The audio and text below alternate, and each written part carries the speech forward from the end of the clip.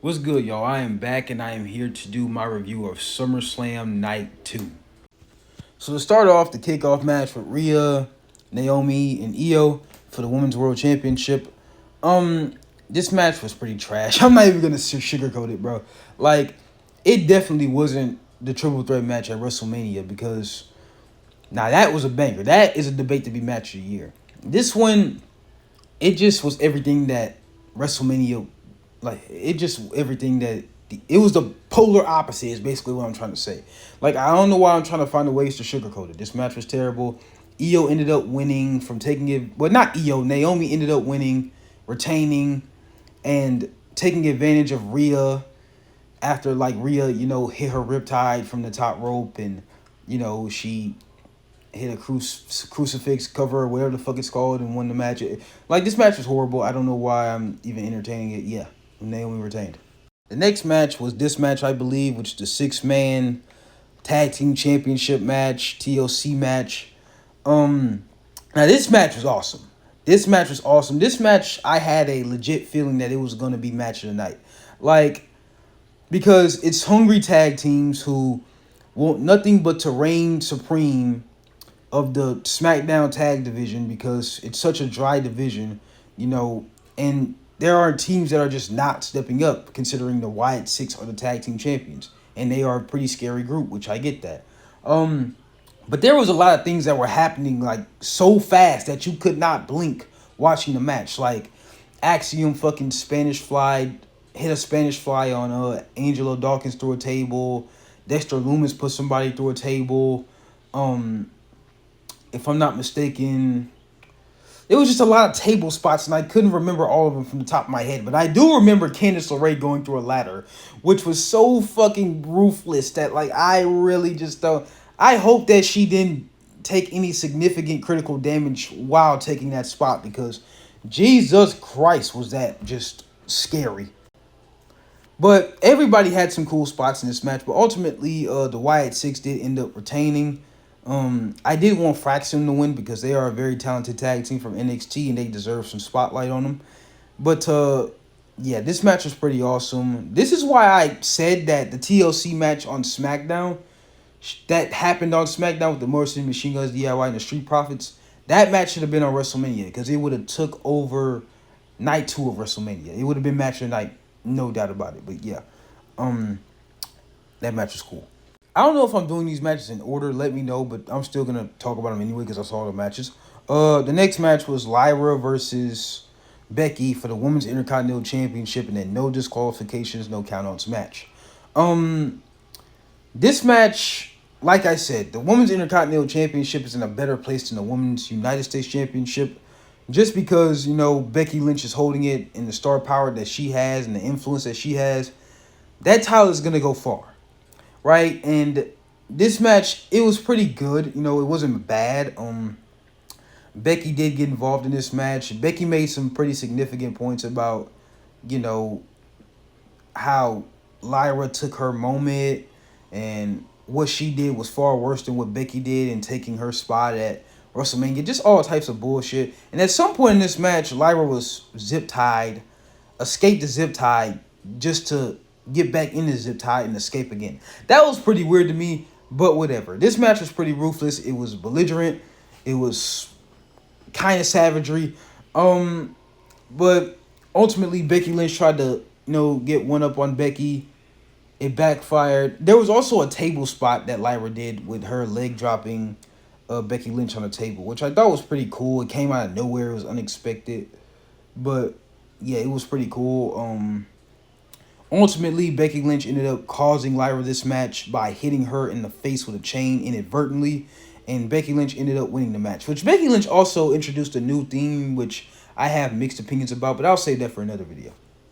The next match was Dominic versus AJ Styles for the Intercontinental Championship, and these two, they brought back some memories because this year's SummerSlam is like the 20th anniversary of the custody for Dominic ladder match between Eddie Guerrero and Rey Mysterio, which is a pretty legendary moment, hence why Dominic calls himself a 20-year vet.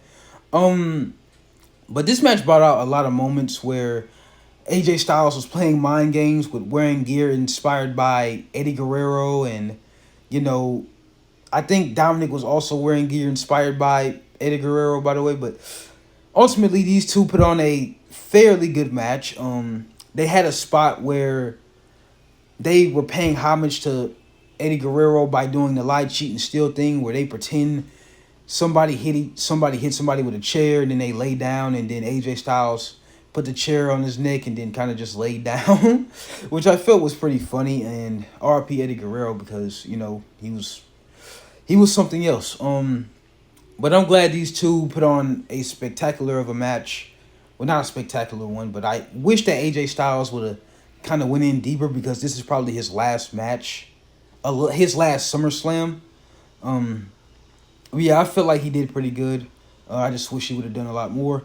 But ultimately, Dominic ended up winning this match in a very slick way, in unzipping his boot, with AJ Styles having him in the calf crusher. The boot slipped off, and then AJ Styles was trying to reposition. The referee was distracted, and Dominic ended up hitting AJ Styles with the boot, and ultimately ended up hitting a frog splash, winning the match.